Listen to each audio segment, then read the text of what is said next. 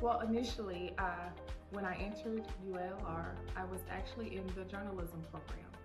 And through some volunteering and mentoring experiences, I decided that I wanted to enter education. And so the faculty and staff, particularly the advisors at UALR, were very instrumental in helping me choose a program that would be most suitable for me, and also opening the doors to other pathways that might be interesting to me or might be of interest to me. I initially was only working on a teacher certification, but quickly decided that I wanted to continue with UA Little Rock on a leadership pathway.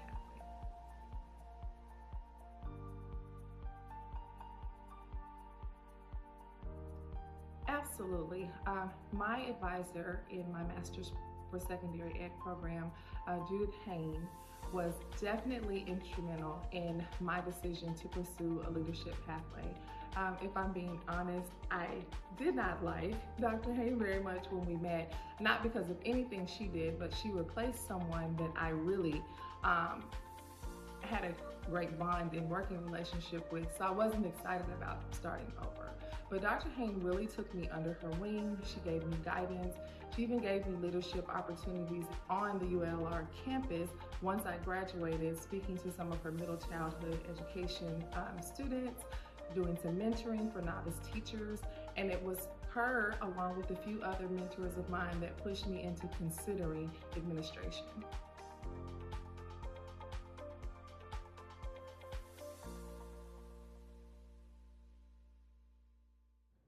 I think the most important thing is to understand that leadership begins where you are. You don't become a leader when you are put into a supervisory role. You really, leadership is from within. And a lot of us wait or think that we have to gain a position in order to be leaders. But I think it's really important to know and understand that you can lead from where you are. That all of us in every role that we're in have the ability and the capacity to impact change, significant change, right from the seat that we're in. So don't wait until a position comes open or until you're promoted to start being a leader in your school communities, in your home communities, in your cultural communities. Lead from your seat.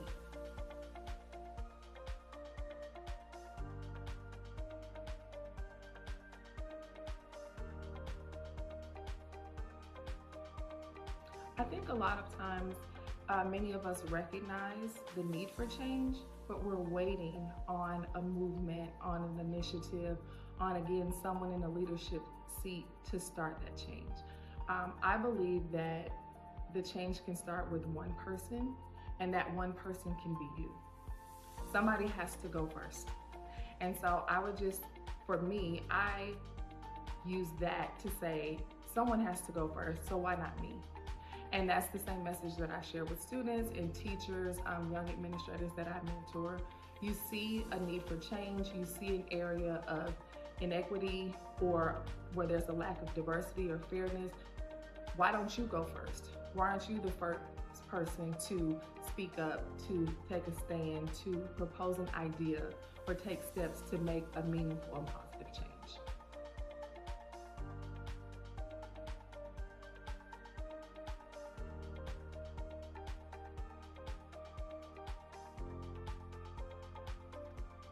Well, I never really thought of myself as a living history, so I feel that's a big responsibility. But I do hold myself responsible for being an example or a model for other young women to follow. Not that I'm perfect.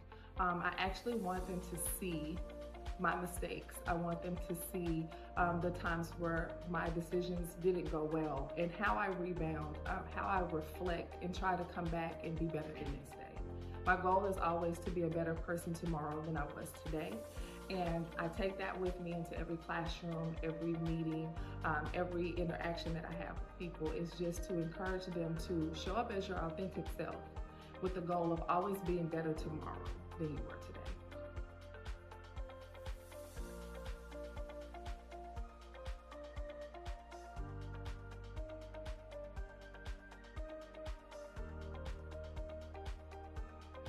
Many of us in the world of education entered into our careers practicing strategies and classroom instructional practices that we know from our time as students. There wasn't a lot, it's almost automatic. There wasn't a lot of thought to whether or not these things worked for us, let alone if they work for all students. So the idea of a conscious classroom is to be intentional about the activities, the strategies, the culture that you're building in the classroom, and being conscious of who you're building this culture for, who that you're planning this instruction for, who you are developing strategies for. When you keep the student at the forefront of your planning, of your decision making, then you are making conscious decisions about what are in the best interest of students. And that's not to say that teachers and administrators are purposely making poor decisions. It's just sometimes we get into a cycle of doing what's always been done. And the idea of a conscious classroom is to make intentional and thoughtful choices based on the student in front of us today about how we are going to help that student be successful, because that is the ultimate goal of any educational organization, is to make students ready for the next step in their life after school.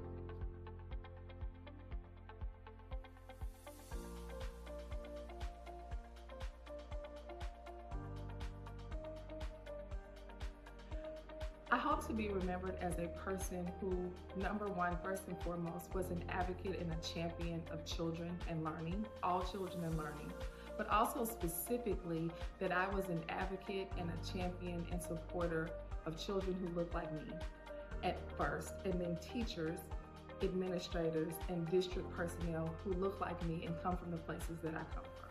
Hopefully people will see my journey and see my work and know that, one, there's excellence all around our community and our neighborhoods. What we really need is a champion, a teacher, an advocate to see it and then to tap into it. So I hope that if I leave nothing else, I leave people with that.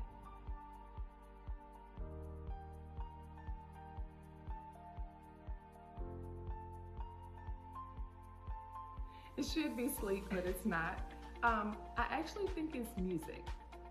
I come from a very musical family, and so I can relate any point in my life or thing that has happened during the course of my life to a song or a band or an era of music. So music really is a soother for me, or an energizer if I'm feeling tired. So I think music of that list would be my go-to reason.